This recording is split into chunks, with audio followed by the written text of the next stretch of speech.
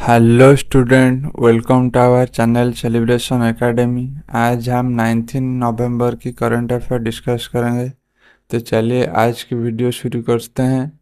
और इस वीडियो को शुरू करने से पहले आप हमारे चैनल को सब्सक्राइब करिए और इस वीडियो को जितना हो सके लाइक एंड शेयर करिए। और ये वीडियो का पीडीएफ आप हमारा टेलीग्राम चैनल पे आपको मिल जाएगा, जिसका लिंक हम डिस्क्रिप्शन बॉक्स इस वीडियो के डिस्क्रिप्शन बॉक्स में आपको दे दिए हैं। तो चलिए आज की वीडियो शुरू करते हैं। देखते हैं 19 नवंबर में क्या क्या इम्पोर्टेंट न्यूज आपके लिए है। तो आज की पहली news, prime minister Shri Narendra Modi conferred with the grand Commander of the Order of Nigeria award by President of Nigeria H. Mr. Bola Ahmed Tinubu in Abuja। यहाँ पे एक अवार्ड दिया गया है। यहाँ पर एक अवार्ड की बात किए जा रहे हैं, जहाँ पे इंडिया के प्राइम मिनिस्टर श्री नरेंद्र मोदी जी ने नाइजीरिया विजिट पे गए थे। वहाँ पर उनको एक अवार्ड मिला है जिसका नाम है grand commander of the order of Nigeria, जिसको वहाँ की नाइजीरिया के प्रेसिडेंट बोला अहमद टिनुबू ने दिए हैं। तो आपको यहाँ पर एग्जाम के पॉइंट ऑफ व्यू से आपको क्या क्या याद रखना है। पहली बात, कौन सी जो नाइजीरिया की grand command of the order जो अवार्ड है, ये किसको 2024 ये किसको मिला है। आपको याद रखना है नरेंद्र मोदी जी ने, नरेंद्र मोदी जी को।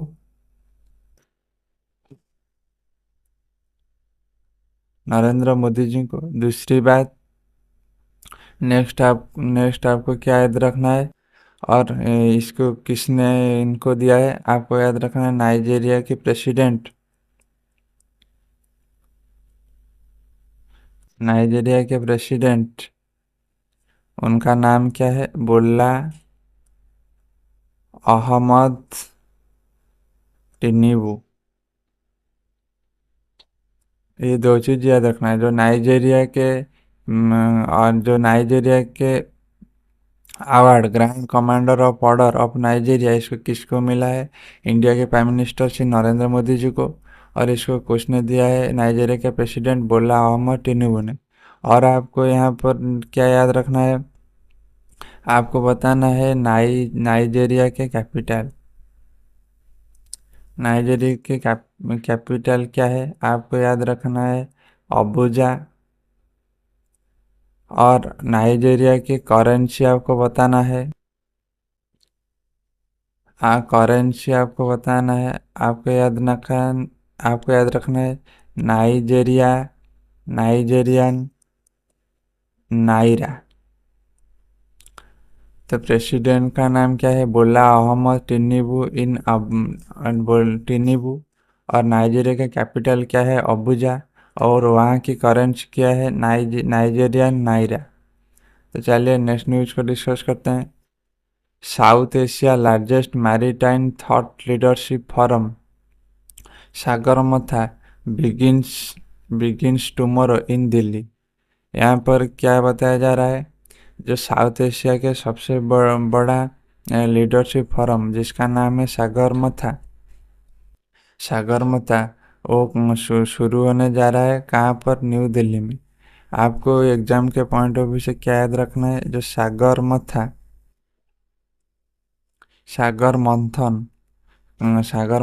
कहाँ कहाँ पे हो रहा है। आपको वेन्यू याद रखना है न्यू दिल्ली। सागर मंथन कहाँ पर हो रहा है, न्यू दिल्ली पे। तो चलिए नेक्स्ट न्यूज को डिस्कस करते हैं।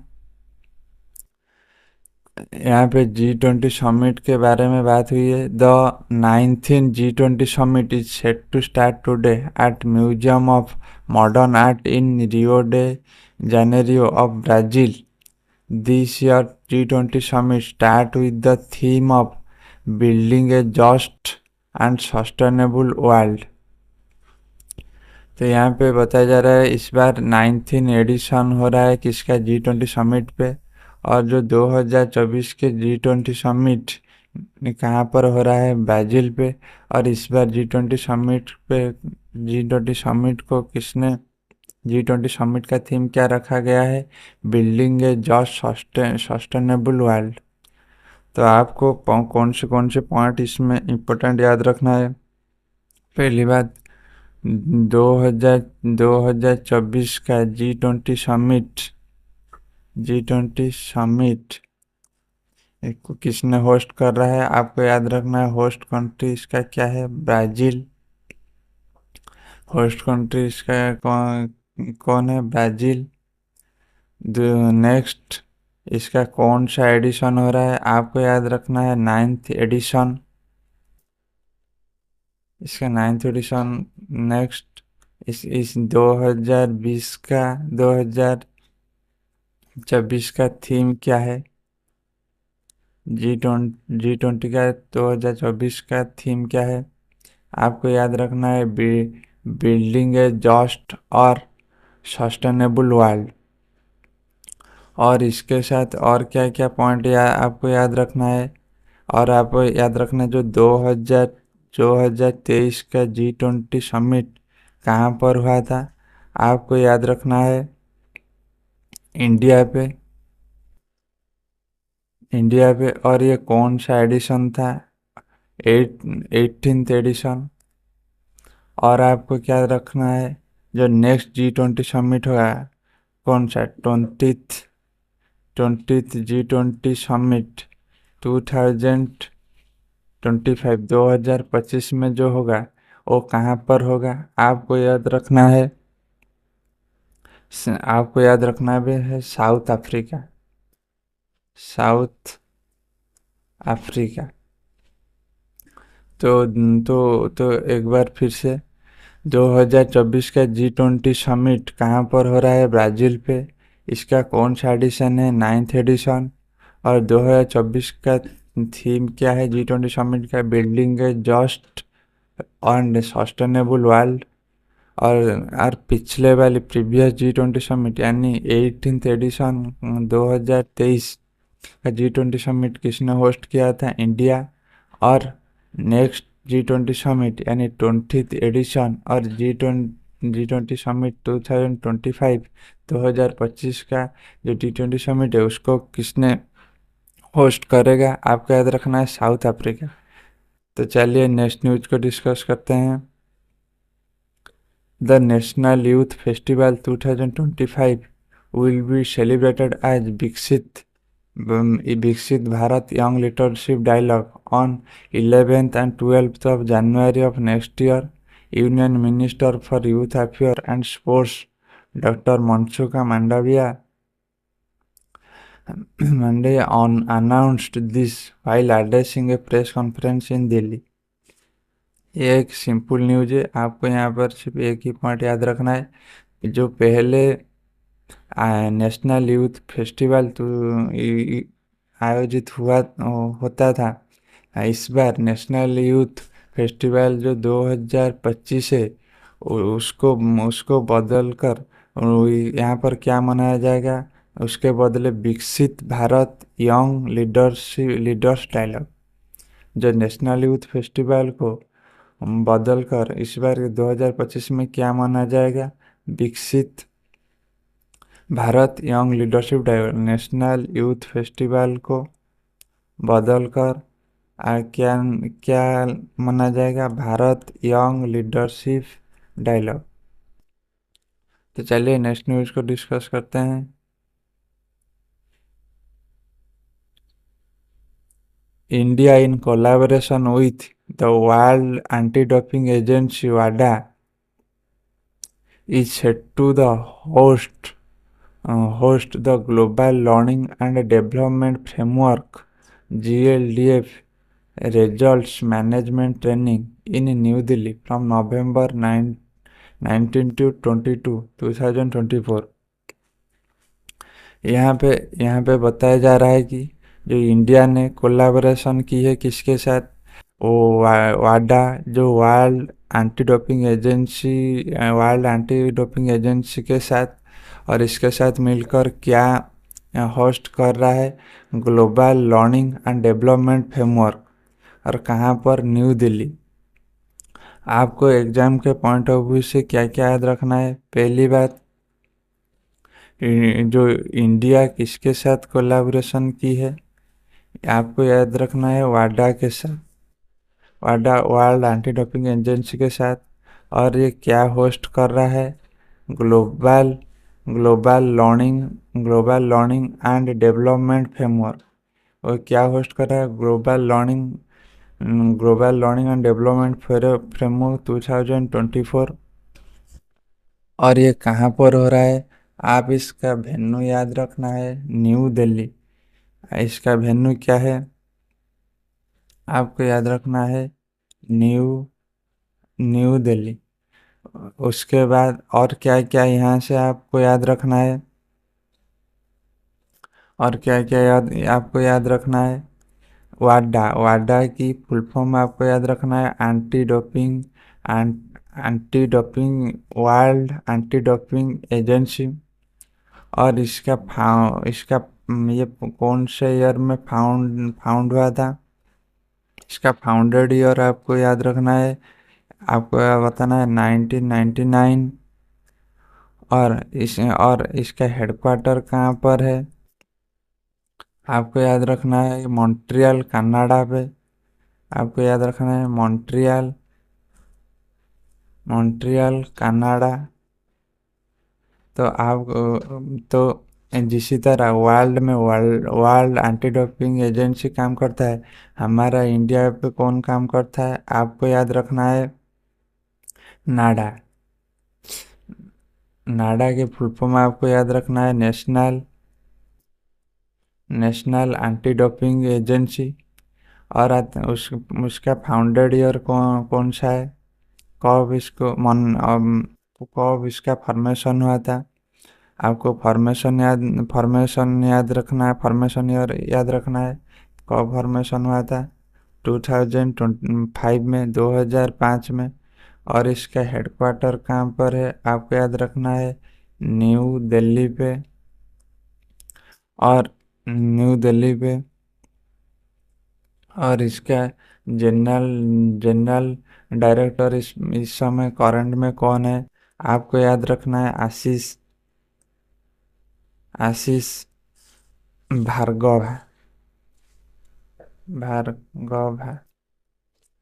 ये फॉर्मेशन हुआ था 2005 में, और हेडक्वार्टर न्यू दिल्ली में। और इसका करंट डायरेक्टर जनरल कौन है, आशीष भार्गवा जी ने। तो चलिए नेक्स्ट न्यूज़ को डिस्कस करते हैं। Defence Research and Development Organisation DRDO conduct a successful flight trial of India's first long-range hypersonic missile from the coast of Odisha। यहाँ पर बताया जा रहा है एक एक मिसाइल को सक्सेसफुली लॉन्च की है, किसने, DRDO ने, Defence Research and Development Organisation ने। ये जो मिसाइल सक्सेसफुल ट्रायल किया गया है, ये इंडिया में fast long range hypersonic missile है, इसीलिए ये एग्जाम के पॉइंट ऑफ व्यू से इम्पोर्टेंट हो जाता है, क्योंकि इंडिया की फास्ट ऐसी मिसाइल ट्रायल है। और ये कहाँ पर हो रहा है, उड़ीसा में। तो आपको एक एक पॉइंट इस न्यूज़ से याद रखना है। पहले पहले DRDO ने कौन सी मिसाइल टेस्ट की है, आपको याद रखना है long long range hypersonic missile. Long range hypersonic missile किसने सक्सेसफुली सक्सेसफुली ट्रायल की है, आपको याद रखना है DRDO ने। दूसरी बात, ये कहाँ पर टेस्टिंग हुई है, आपको याद रखना है उड़ीसा पे। और क्या आप यहाँ से याद रखते हो, DRDO। DRDO के बारे में चलिए आप जानते हैं, DRDO के बारे में आप डीआरडीओ के बारे में चलिए जानते हैं। पहले डीआरडीओ का फुल फॉर्म आप बताए। Defence Research and Development Organisation. और डीआरडीओ कब फॉर्मेशन हुआ था, को फॉर्मेशन फॉर्मेशन ईयर बताएं। आपको बताना है 1958। और इसका हेडक्वार्टर कहाँ पर है, आपको बताना है न्यू दिल्ली। और इसका करंट चेयरमैन कौन है, आपको याद रखना है समीर समीर भी कामत। और डीआरडीओ का फुल फॉर्म क्या है, Defence Research and Development Organisation. Formation हुआ था 1958 में। हेडक्वार्टर है न्यू दिल्ली। अब इसका करंट चेयरमैन कौन है, समीर भी कामत। आपको ये चीज़ याद करके एग्जाम को जाना है। तो चलिए नेक्स्ट न्यूज को डिस्कस करते हैं। Film maker Ashutosh Gowariker has been appointed as the chairperson of the International Jury for 2024 international film festival of India. यहाँ पे एक अपॉइंटमेंट किया गया है, किसको और कहाँ पर, जो 2024 की चेयरपर्सन किसका, इंटरनेशनल जूरी का।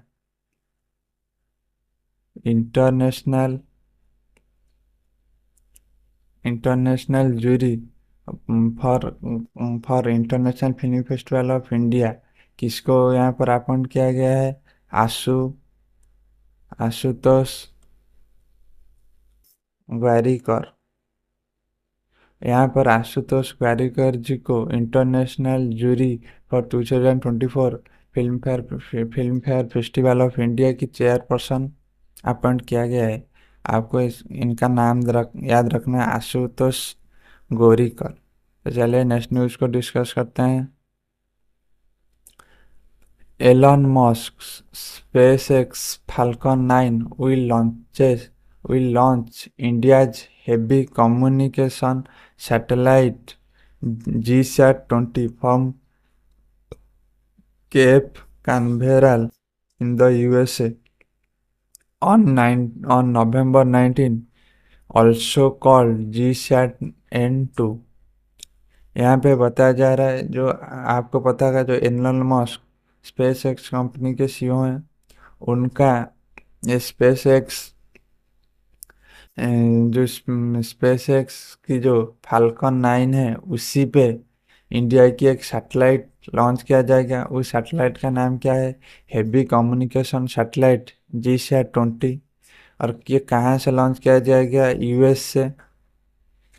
और यूएस से। और इसको, इस सैटेलाइट का और एक भी नाम यहाँ पर बताया जा रहा है, GSAT-N2।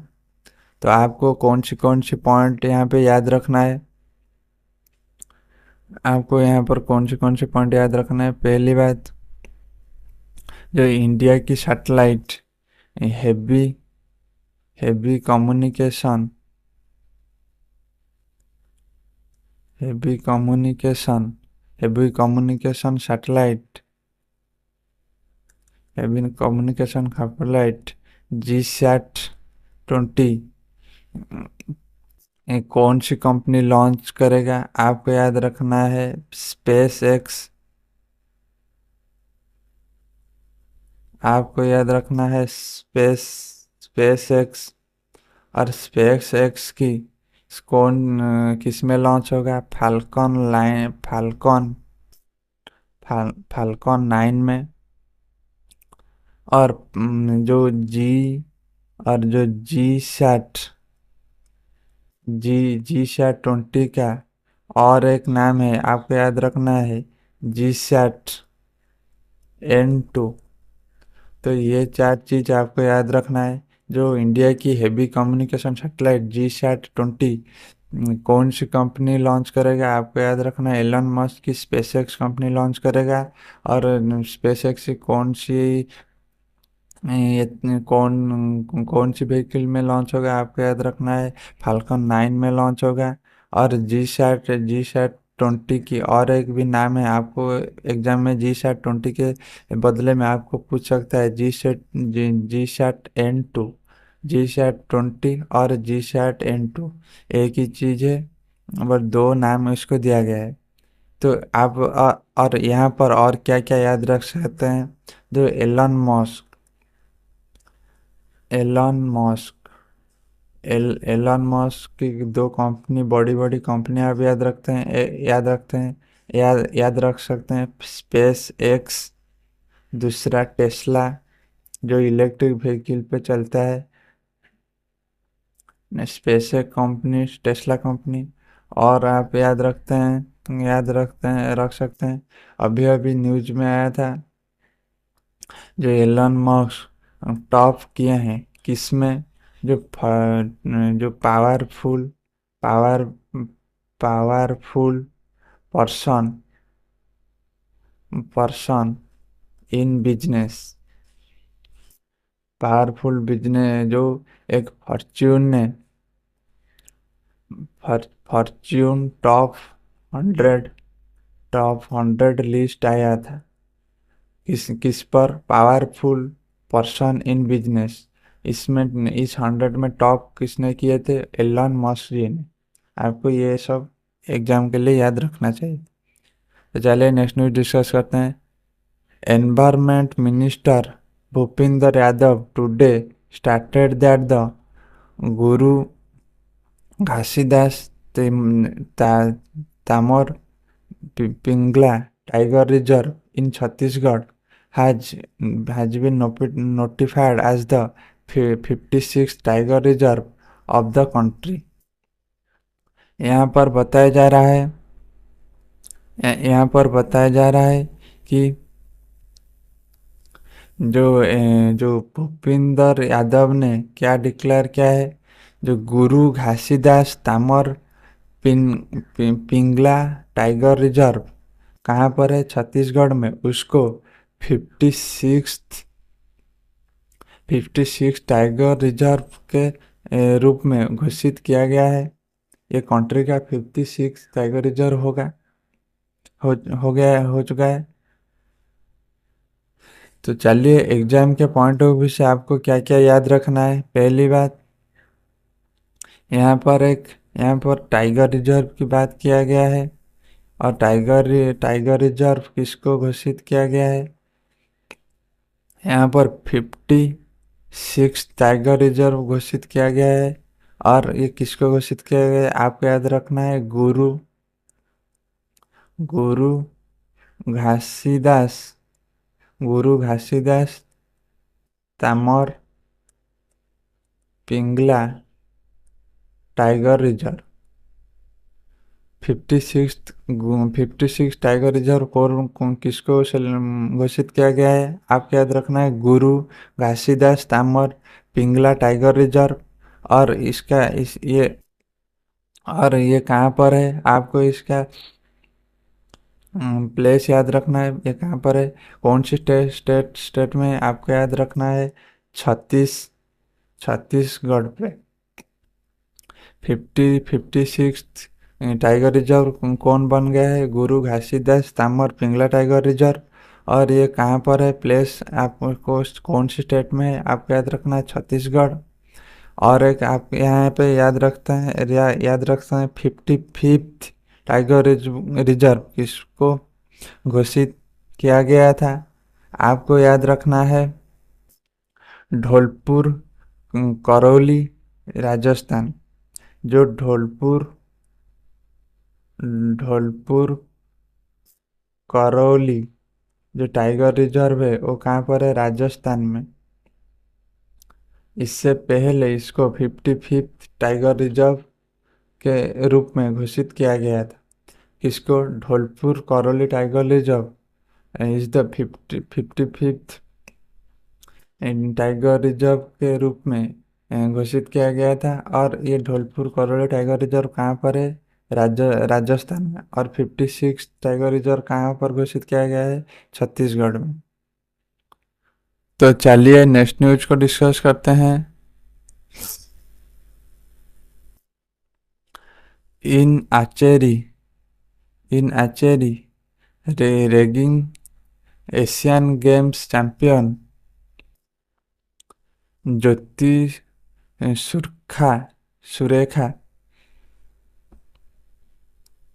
in archery Asian Game champion Jyoti Surekha Venom clinched the gold medal in the women's compound event at the GT Open in Luxembourg।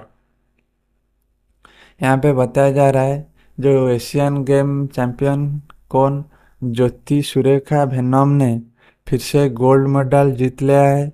कहाँ पर? जो लग्जमबर्ग में हो रहा था जीटी ओपन में। तो आपको याद रखना है जीटी ओपन कहाँ पर हो रहा था? आपको याद रखना है लग्जमबर्ग। जीटी ओपन कहाँ पर हो रहा था? लग्जमबर्ग में। उसमें उसमें इंडिया की ज्योति Surekha venom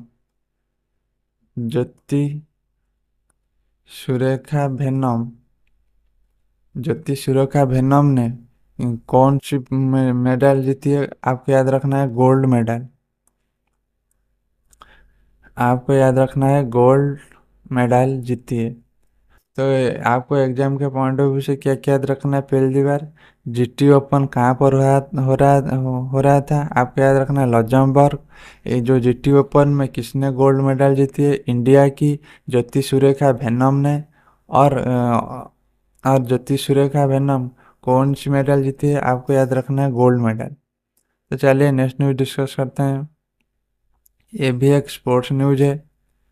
world number 1 Magnus Carlsen wins Tata steel chess India blitz event in Kolkata. यहाँ पर बताया जा रहा है जो विश्व की number 1 chess player Magnus Carlsen कौन सी कौन सी कौन सी चैंपियनशिप जीत गए हैं? आप क्या देख रहे हैं? Tata steel chess India blitz event जो कोलकाता में हो रहा था उसको जीत लिया है। आपको एग्जाम के पॉइंट ऑफ व्यू से क्या क्या याद रखना है? जो टाटा स्टील चेस 2024 इस टाइटल को किसने जीत गए हैं? आपको याद रखना है मैग्नस कार्लसन। Magnus Carlsen. और ये कहाँ पर हो रहा था? आपको इस चैंपियनशिप का वेन्यू याद रखना है। यहाँ कोलकाता में हो रहा था। टाटा स्टील चेस 2024 टाइटल किसने जीत गए हैं? वह विश्व की number 1 chess player Magnus Carlsen. और ये कहाँ पर हो रहा था? कोलकाता में। तो चलिए नेक्स्ट न्यूज को डिस्कस करते हैं। यहाँ एक साइक्लोन की बात किया गया है। सुपर थाइफून म्यान ए। आपको याद रखना है super typhoon Manyi hits Philippines and makes landfall in Catanduanes Luzon. आपको सिर्फ यहाँ पे याद रखना है जो थाइफून का नाम क्या है। आपको याद रखना है म्यान ए। और ये कहाँ पर हिट हो रहा है, यानी ये कहाँ पर हो रहा है? आपको याद रखना है फिलीपींस। म्यानमार जो थाइपन ये कहाँ पर हो रहा है? आपको कंट्री याद रखना है फिलीपींस। तो चलिए नेक्स्ट न्यूज को डिस्कस करते हैं। World first high altitude para sports centre to come off in Leh Ladakh. यहाँ पर बताया जा रहा है जो वर्ल्ड की पहली high altitude para sports centre कहाँ पर बनाया जाएगा? लेह लद्दाख में। क्योंकि ये इंडिया इंडिया वर्ल्ड की पहली ऐसी सेंटर बनाया जा रहा है, इसीलिए आपको एग्जाम के लिए इम्पोर्टेंट है। तो आपको यहाँ पर क्या याद रखना है? जो high altitude high altitude sports high altitude sports centre कहाँ पर बनाया जा रहा है, आपको याद रखना है इसका प्लेस लेह लद्दाख में। हाई वर्ल्ड की first high altitude para sports centre कहाँ कहाँ पर बनाया जा रहा है, इंडिया की लेह लद्दाख में। तो चलिए नेक्स्ट न्यूज को डिस्कस करते हैं। Manoj Bajpayee the fable the fable directed by Ram Reddy, has bagged the Best Film Award at the 38th Leeds International Film Festival in the UK। यहाँ पे बताया जा रहा है द फैबिल एक मूवी है जिसको डायरेक्ट कौन किया है, उनका नाम है राम रेड्डी जी ने।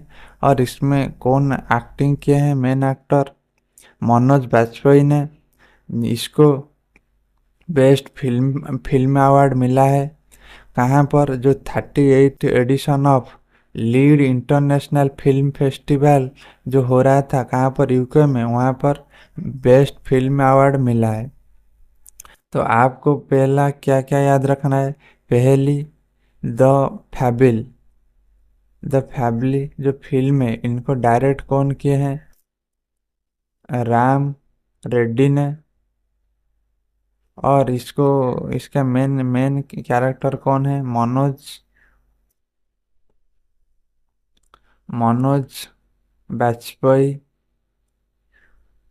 मनोज बाजपेयी ने। द फैबिल मूवी का कौन डायरेक्टर है, राम रेड्डी। और कौन मेन एक्टर है, मनोज बाजपेयी ने। और क्या क्या याद रखना है, इस पिक्चर को बेस्ट अवार्ड मिला है, बेस्ट फिल्म अवार्ड मिला है। कहाँ पर मिला है आपको याद रखना है, जो 38th एडिशन हो रहा था किसका, लीड्स इंटरनेशनल फिल्म फेस्टिवल कहाँ पर, यूके में। वहाँ पे इस पिक्चर को बेस्ट फिल्म अवार्ड मिला है। तो आपको क्या क्या याद रखना है, द फैबिल एक मूवी है, इंडियन मूवी, जिसका डायरेक्टर है राम रेड्डी और मेन एक्टर है मनोज बाजपेयी। इसको बेस्ट फिल्म अवार्ड मिला है कहाँ पर मिला है, जो 38th एडिशन हो रहा था किसका, लीड इंटरनेशनल फिल्म फेस्टिवल कहाँ पर, यूके में, वहाँ पर मिला है। आपको ये 4-5 चीज याद रखना है। तो चलिए नेक्स्ट न्यूज को डिस्कस करते हैं। Uttarakhand CM Pushkar Singh Dhami inaugurate Jauljibi mela 2024 in Pithoragarh, calling it an invaluable heritage of the state। यहाँ पर एक फेस्टिवल को इनागुरेट किया गया है जिसका नाम है जाउल जीबी मेला। यहाँ पर मेला को इनागुरेट किया है, ये आपको याद रखना है। जाउल जीबी मेला कहाँ कहाँ कौन सी स्टेट की है, आपको याद रखना है उत्तराखंड। आपको मेला की नाम, फेस्टिवल के नाम जाउल जेबी मेला, और ये कौन स्टेट की है, आपको स्टेट याद रखना है उत्तराखंड। तो आप यहाँ पर और क्या याद रख सकते हैं, एक मेला अभी हुआ है जिसका नाम है झिरी मेला। झिरी मेला कौन सी कहाँ पर कहाँ पर हर साल होता है, आपको याद रखना है जम्मू रीजन पर आपको याद रखना है। जाउल जीबी मेला कहाँ पर हो रहा है, उत्तराखंड में। और झिरी मेला कहाँ पर हो रहा है, जम्मू रीजन पर, जम्मू एंड जो कश्मीर रीजन है वहाँ पर झिरी मेला हो रहा है, हर साल होता है। तो चलिए नेक्स्ट न्यूज को डिस्कस करते हैं। External affair minister doctor S Jaishankar unveiled his latest book why Bharat matters in A grand event in Dubai. यहाँ पर क्या बताया जा रहा है, जो हम इंडिया की external affair minister S Jaishankar ji ने उनका बुक बुक अनवील किया है। उनका बुक का नाम आपको याद रखना है व्हाई भारत मैटर्स। ये कहाँ पर अनवील की है? जो दुबई के ग्रैंड इवेंट हो रहा था वहाँ पर अनवील की है। आपको सिर्फ याद रखना है बुक का नाम है Bharat why Bharat matters why Bharat matters. इसका राइटर आपको याद रख ये किसका बुक है, और राइटर आपको याद रखना है जयशंकर एस जयशंकर जी ने। व्हाई भारत मैटर्स की बुक की राइटर कौन है? आपको याद रखना है एस जयशंकर जी। तो चलिए नेक्स्ट न्यूज को डिस्कस करते हैं। Dubai sports council has announced the appointment of cricket legend Harbhajan Singh as sports ambassador for Dubai. यहाँ पर एक अपॉइंटेड किया गया है। यहाँ पर एक अपॉइंटेड किया गया है किसको अपॉइंटेड किया है? हरभजन सिंह जी को। किस लिए? जो स्पोर्ट्स एम्बेसडर फॉर दुबई के लिए। अभी स्पोर्ट्स एम्बेसडर फॉर दुबई किसको बना गया है? आपको याद रखना है हरभजन सिंह को। तो आपको क्या है ये न्यूज में याद रखना है? हरभजन हरभजन सिंह को क्या अपॉइंट किया गया है? Sports sports ambassador sports ambassador for Dubai. Dubai के स्पोर्ट्स एम्बेसडर के रूप में हरभजन सिंह को अपॉइंट किया गया है। तो आज के लिए इतना ही। आपको एंड तक वीडियो देखने के लिए थैंक्स।